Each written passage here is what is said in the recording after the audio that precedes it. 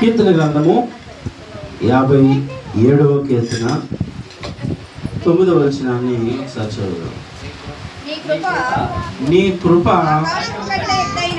ఆకాశము కంటే ఎత్తైనది. దేవునికి స్తోత్రం కలుగునుగాక. హల్లెలూయా. దేవుని వాక్య భాగం ఏమని సెలవిస్తుందంటే ఆయన కృప ఆకాశము కంటే ఎత్తైనది అని దేవుని వాక్యం సెలవిస్తుంది. ఆకాశం అంత ఎత్తు ఏదైనా ఉంటుందండి? ఆకాశం అంత ఎత్తు ఏమైనా ఉంటుంది? ఇప్పుడు మనం కొండలు చూసాం అనుకోండి, ఇన్ని అడుగులని ఉంటుంది. ఇలా ఆకాశాన్ని అంటే అంతగా ఎత్తుగా ఉండొచ్చేమో కానీ ఆకాశాన్ని అంటదు. కానీ దేవుని వాక్యము మరి అబద్ధం కాదు, అది నిజం. ఏమని చెప్తుందంటే ఆయన కృపంట ఆకాశం కంటే ఎత్తైనదంట. దేవునికి స్తోత్రం కలుగునుగాక. ఈ దినాల్లో ఆయన కృపచేత మనము కేవలం ఆయన కృపచేతనే ఈరోజు సజీవుల లెక్కలు కానీ ఇంత ఆరోగ్యవంతులుగా కానీ మనము ఆయన కృపను బట్టే బ్రతుకుతున్నాము అనే విషయాన్ని మీరు గ్రహించాలి అని నేను తెలియజేస్తా ఉన్నాను దేవుని వాక్యాన్ని బట్టి. దేవునికి స్తోత్రం కలుగునుగాక. కృప ఎంత యోగ్యతో, ఎంత ఆయన కృప మన జీవితాలు ఎంతగా కార్యం చేస్తుందో, ఆయన కృప వలన మన జీవితాలు ఎన్ని మేలులు జరుగుతాయో మనము ఊహించుకుంటే మనకు అర్థమవుతుంది. దేవుడు మన జీవితాలు ఆయన కృప చేత ఎంత బలపరుస్తున్నాడు అనే విషయాన్ని మరి మనకు అర్థమవుతుంది. నేను వాక్య భాగంలోకి వెళ్ళే ముందు ఒక మాట మీ ముందు ఉంచాలని ఆశపడుతున్నాను. ఏమిటి అంటే 2 విషయాలు నేను తెలియజేయాలని ఆశపడుతున్నాను. ఏమిటి అంటే మన మందిరంలో మరి ఆన్లైన్ ప్రేయరు అలాగే స్తుతి ఆరాధన అనేవి 2 జరుగుతూ ఉంటాయండి. మరి చాలామంది తెలుసు, కొంతమందికి తెలియకపోవచ్చు. నేను చెప్తూ ఉన్నాను. 2 ఏంటంటే ఆన్లైన్ ప్రేయర్ అంటే గతంలో మేము విశ్వాసులుగా ప్రారంభమైన కొత్తలో ఉదయం 6 గంటల వరకు జరిగేదండి. ఉదయం అంటే నైట్ అంతా దేవుని సన్నిధిలోనే మేము ప్రార్థించేవారు. ఇప్పుడు అలాంటి ప్రాబ్లమ్స్, అలాంటి ఇబ్బందులు లేక కొంచెం వెసులుబాటు కలిగించి ఆఫ్ నైట్ ప్రేయర్ అన్నట్టుగా మనం 11 గంటలకే ముగించేస్తున్నాం, ఇబ్బంది పడకూడదని.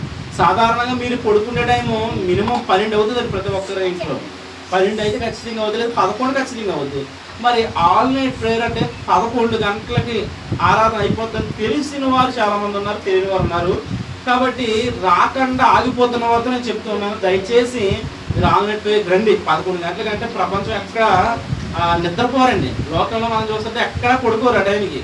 మేము మొన్న వైజాగ్ వెళ్ళాం, వైజాగ్లో 12 అయినా పడుకోవట్లేదు, ఎక్కడికెక్కడ జనాలు తిరుగుతూనే ఉన్నారు. కాబట్టి మనకు ఆల్ నైట్ ప్రేయర్ అంటే మైండ్లో ఏమిడిపోద్ది అంటే ఇంక నిద్ర అంతా ఉండదు, నిద్ర కోల్పోతాం.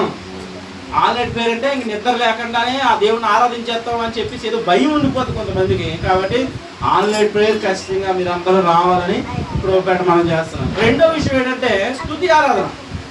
స్తుతి ఆరాధన అర్ధరాత్రి 12 గంటల నుంచి జరగట్లేదండి, అలాగే మధ్యరాత్రి 2 గంటల నుంచి జరగట్లేదండి. స్తుతి ఆరాధన మనకి తెల్లగంటల 5 గంటలకు ప్రారంభం అవుతుంది. ఏదైనా 3-4 గంటలు ఏం జరగదండి, గంట మాత్రమే జరుగుతుందండి. 5 గంటల నుంచి 6 గంటల వరకు మాత్రమే ఆరాధన జరుగుతుంది. ఈ గంట ప్రార్థన కూడా మరి లెగలేక రాలేకపోతున్నారో, అంటే దేవుడు ప్రార్థన ఏం చేస్తాంలే, గంట రోజు చేసేదే కదా అని అనుకుంటున్నారు. మరి నాకైతే తెలియదు. కానీ దయచేసి ఇప్పుడు నా చేతికి 5 వేళ్ళు ఉన్నాయి. ఈ 5 వేల్లో ఒక వేలు లేకపోతే ఎలా ఉంటుందండి?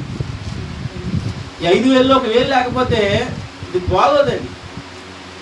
కాబట్టి సంఘముగా అందరూ వచ్చి దేవుని సన్నిధిలో ఆరాధిస్తేనే సంఘంగా బాగుంటుందండి. కొంతమంది ఇంటికాడ ఉండిపోయి, కొంతమంది పనులకి వెళ్ళిపోయి లేకుండా మీకు నచ్చినట్టుగా ప్రవర్తిస్తుంది, మంచిది కాదు. సంఘముగా మనం ఆరోగ్యకరంగా లేము అనే విషయాన్ని మీరు అర్థం చేసుకోవాలని ప్రభుపేట మనవి చేస్తున్నాను. 2వ విషయం ఏంటంటే మందిరంలో ఒక కట్టుబాటు ఉందండి. ఏంటంటే ఒక వస్త్రాలు, తెల్లని వస్త్రాలు వేసుకురావాలని ఒక కట్టుబాటు ఉంది. ఆ కట్టుబాటుని మేము అందరూ మర్చిపోతున్నారనే విషయంతో నేను మరలా గుర్తు చేస్తున్నాను. కాబట్టి మనం తెల్లని వస్త్రాలు దేవుని మందిరాన్ని ఎందుకు వేసుకురావాలంటే మనము దేవుని బిడ్డలుగా ఒక జ్ఞాపకం అంతే. వేసుకురావాలా, ఎందులో ఉంది, ఏ వాక్యం ఉందని ఆరాధించద్దు. మీకు ఒక సేవకులు ఏర్పాటు చేసిన ఒక ఆచరణ ఏంటంటే మనం అందరం తెల్లని వస్త్రాలు వేసుకుని దేవుని మందిరంలో కనబడాలి దేవదూతల వలె అనే ఉద్దేశంతో మాత్రమే మేము చెప్తూ ఉన్నాం.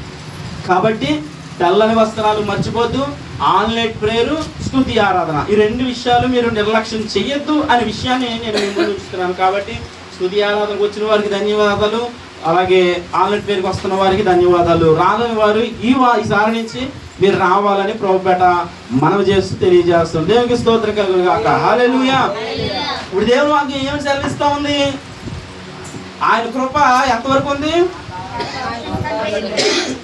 ఆకాశము కంటే, ఒకసారి మరలా చదువుతాం. నీ కృప ఆకాశము కంటే ఎత్తైనది అని దేవుని వాక్యం సెలవిస్తుంది. ఆయన కృప ఆకాశము కంటే ఎత్తుగా ఉంది. మన జీవితాల్లో ఎన్నో కార్యాలు చేస్తుంది. విలువలేని నీకు విలువగా ఇస్తోంది.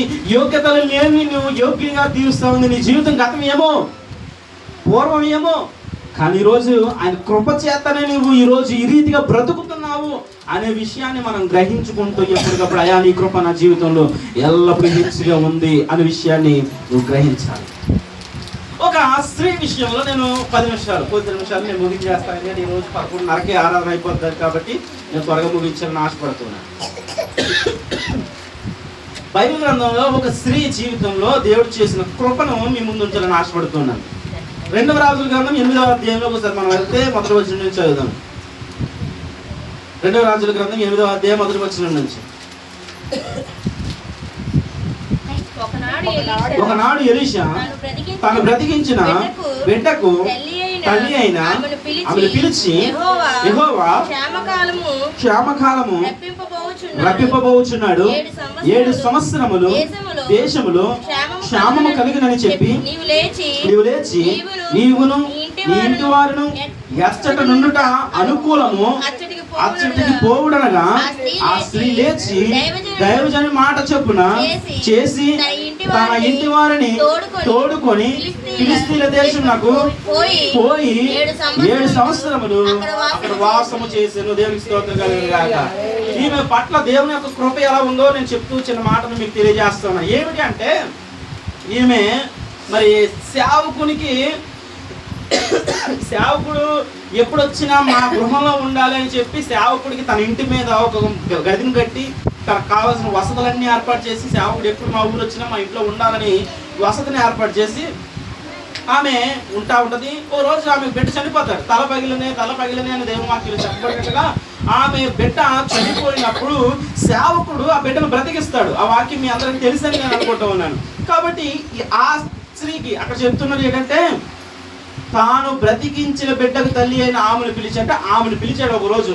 ఏంటంటే, అమ్మా ఇదిగో నువ్వు ఎంతో దేవుని యందు భయభక్తులు కలిగి ఉన్నదాను కాబట్టి నీకు దేవుడు సెలవిస్తున్న విషయం ఏంటంటే, ఇక్కడ 7 సంవత్సరాలు కరువు రాబోతుంది. 7 సంవత్సరాలు కరువు రాబోతుంది కాబట్టి నువ్వు ఎక్కడ నీకు అనుకూలమో ఆ ప్రాంతానికి వెళ్ళి బ్రతుకు అని వాక్కు సేవకుడి ద్వారా మీకు ప్రత్యక్షమైంది. ఓకే, బాగానే ఉంది. ఆమె దేవుడు సేవకుడు చెప్పిన మాటకు విధేయత చూపి తన కుటుంబాన్ని తీసుకుని నచ్చిన ఒక ప్రాంతానికి వెళ్ళి 7 సంవత్సరాలు బ్రతికింది. ఓకే, కరువును తప్పించుకుంది. నేను చెప్తూ ఉన్నాను, మనం తెలుసుకోవాల్సిన విషయం ఏంటంటే, దేవుని కృప మనల్ని శ్రమల నుండి తప్పిస్తుంది అనే విషయాన్ని మీరు మర్చిపోకూడదు. దేవుని కృప మనల్ని ఎల్లప్పుడూ కాస్తుంది. దేవుడిగో ఆపద రాకపోతుంది, ఆపద నీ జీవితంలో నీ కుటుంబంలో రాకపోతుంది కాబట్టి నువ్వు సిద్ధంగా ఉండాలి, నువ్వు ధైర్యంగా ఉండాలి, నువ్వు తప్పించుకునే మార్గం ఇది అని దేవుడు నీకు ఎప్పటికప్పుడు నీకు నేర్పుతానే ఉంటాడు. అది ఆయన కృప మాత్రమే. ఆయన కృప వలన నువ్వు వచ్చే సమస్య నుంచి, వచ్చే ఇబ్బందుల నుంచి నువ్వు తప్పించుకోబోతావు. ఆయన కృప అంత గొప్పగా నీ జీవితంలో ఉంటుందని వాక్యం సెలవిస్తూ ఉంది. మొదటిది, ఆయన కృప ఆ శ్రమ నుండి ఆమెను తప్పించింది. ఆయన కృప ఆపద నుంచి ఆమెను తప్పించింది. ఒక ఉగ్రత నుంచి, 7 సంవత్సరాల కరువుల నుంచి. మరి మీకు అందరికీ తెలుసు, ఆ ముందు లేఖన భాగంలో కనుక మనం చూసినట్టయితే అక్కడ ఒక కరువు, భయంకరమైన కరువు వస్తుంది. కరువు వచ్చినప్పుడు ఆ కరువులో ఒక బిడ్డను, ఒక తల్లి, ఇద్దరు తల్లులు ఉంటారు, వారి ఇద్దరికి చెంప బిడ్డ ఉంటుంది. ఈ రోజు నా బిడ్డను వండుకుని తిందాం, రేపు నీ బిడ్డను వండుకుని తిందాం అనే పరిస్థితికి ఆనాడు క్షామం అని కరువు వస్తుంది.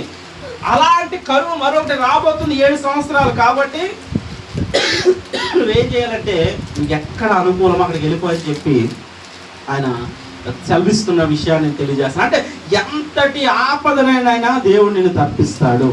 ఆయన కృప నిన్ను ముందుగానే హెచ్చిస్తుంది. ఇదిగో నీ జీవితంలో ఆపద రాబోతుంది, నీ జీవితంలోకి శ్రమ రాబోతుంది, నువ్వు తప్పించుకోవాలి. ఆయన కృప నిన్ను ఎప్పటికప్పుడు కాస్తూ ఉంటుందంట. ఆయన కృప నిన్ను ఎప్పటికప్పుడు హెచ్చరిస్తూ ఉంటుంది. ఆయన కృప నిన్ను కాస్తూ, నిన్ను బలపరుస్తూ, నిన్ను ముందుకు నడిపిస్తూ ఉంటుంది. రెండో విషయాన్ని నేను చెప్తూ ఉన్నాను, ఆయన కృప నీ జీవితంలో ఎలాంటి మేలు చేస్తుందో రెండో విషయాన్ని నేను తెలియజేస్తున్నాను. 3వ వచనం నుంచి చదువు ఒకసారి స్పీడ్గా 3, 4, 5 వచనం చదివారు. అయితే ఆ 7 సంవత్సరములు గతించిన తరువాత అంత శ్రద్ధగా వినండి.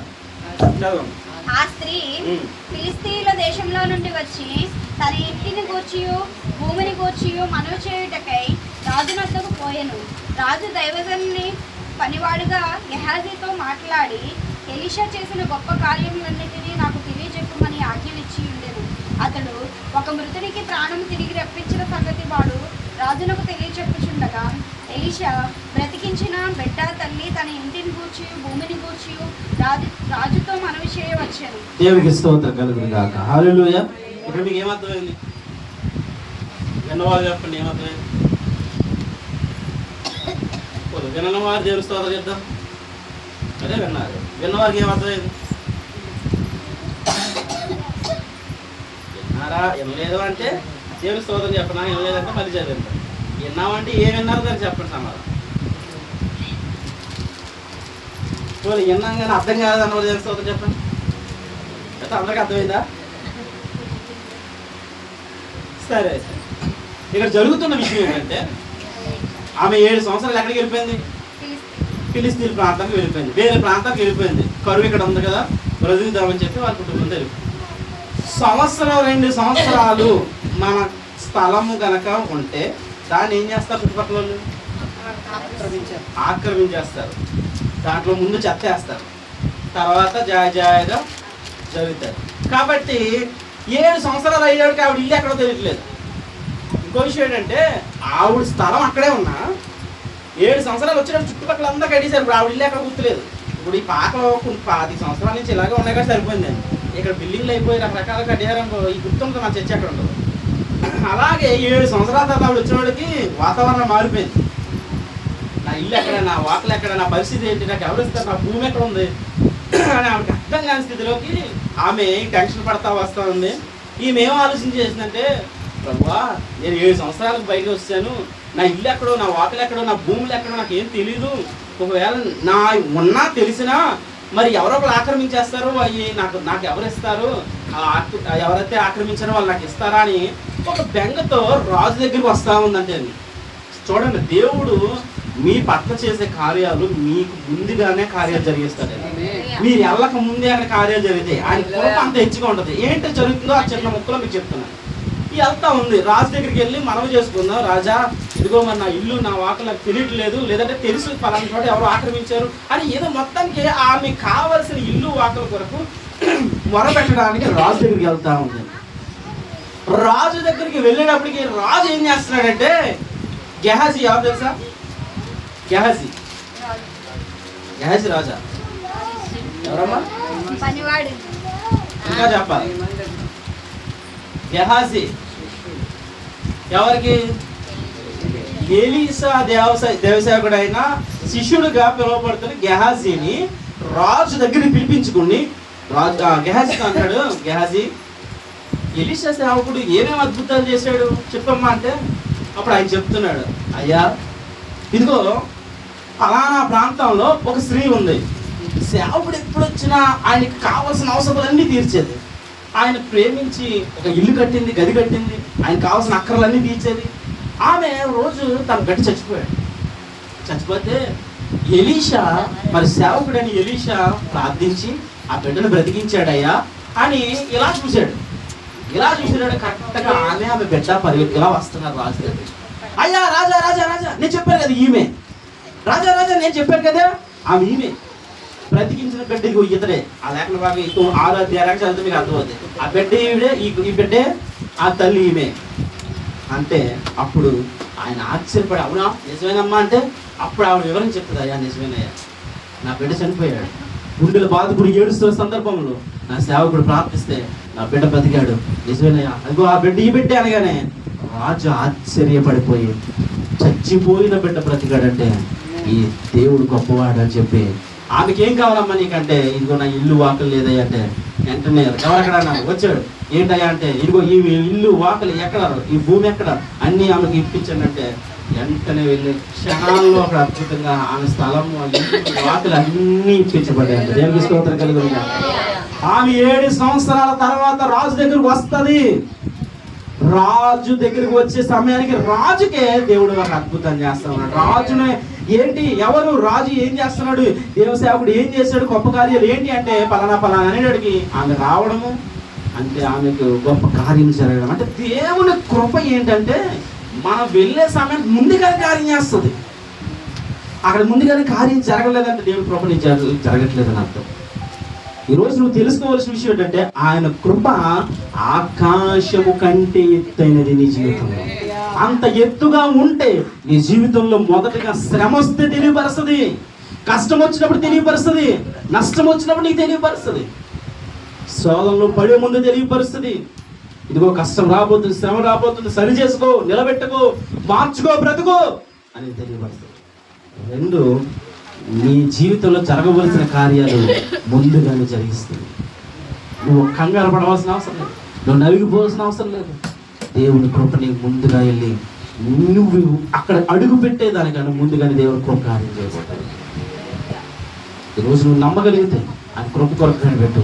అయ్యా నీ కృప ఎంత గొప్పది కదా, ఆ కృప చేత నాకు బలపరుస్తావా, ఆ కృప చేత నాకు నడిపిస్తావా, ఆ కృప నాకు నా జీవితంలో కూడా నువ్వు హెచ్చుగా నడిపిస్తావు ప్రభా అని నువ్వు అడగగలిగితే ఆ కృప చేత నువ్వు బలపరచబడతావు, దీవించబడతావు. దేవుడి వాక్యాన్ని మన దీవించి ఆశీర్వదించుగాక. ఆమేన్.